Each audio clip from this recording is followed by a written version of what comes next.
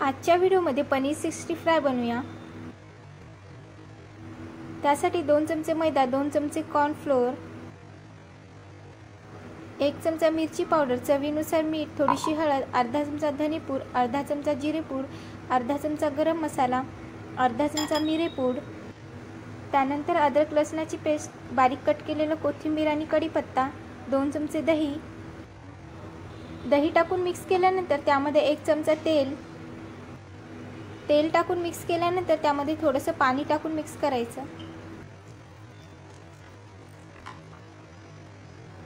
त्यानंतर त्यामध्ये कट करून ठेवलेले पनीरचे क्यूब्स चमच्याने मिक्स करताना हळू मिक्स करायचं। फास्ट मिक्स केल्यामुळे पनीरचे क्यूब्स तुटू शकतात।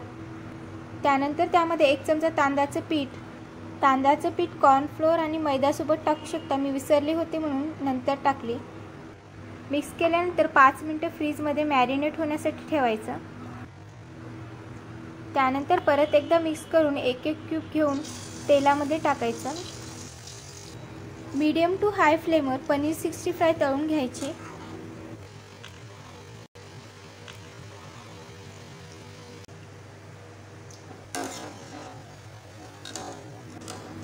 टेस्टी अशी पनीर 60 फ्राय तयार झाले।